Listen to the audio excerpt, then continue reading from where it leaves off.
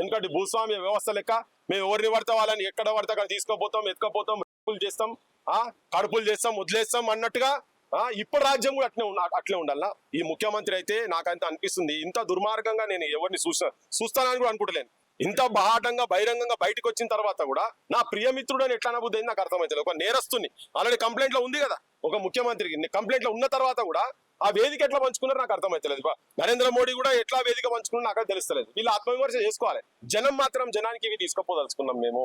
ఇప్పుడు ఆయనే బహిరంగంగా, మనం అన్నది కాదు, ఆయనే బహిరంగంగా ముచ్చటే లేదు, నేను వీళ్ళందరూ దీనికి వెనకాల ఎవరెవరైతున్నారో వీళ్ళందరినీ అంతం చేస్తా, లంకను ఎట్లయితే హనుమంతుడు తోకకు నిప్పంటించి ఎంత మొత్తం తలగబెట్టినా వాడు పెట్టిండో, నేను కూడా అదే పని దుర్మార్గులను మొత్తం హతమారుస్తా అని రాక్షసులు అన్నాడు ఆయన. ఇప్పుడు మనసొంటలో ఎవరో మాట్లాడితే బాధితుల పక్షాన చట్టపరంగా చర్య తీసుకోండి అని వాళ్ళ పక్షాన నిలబడ్డటువంటి వ్యక్తులను పట్టుకొని హతమారుస్తా అని చెప్పి డైరెక్ట్ వార్నింగ్ ఇచ్చిండు. ఇచ్చిన తర్వాత కూడా బడి బాజార్లా తిరుగుతున్నాడు ఆయన, మంచిగా తిరుగుతున్నాడు, అన్ని ప్రోగ్రామ్ చేసుకుంటున్నాడు. నిన్న పార్టీ ఆఫీస్ పోయిన పార్టీ ఆఫీస్ వాళ్ళు ఎందుకు రాణిస్తున్నారు అర్థమైతే దుర్మార్గం.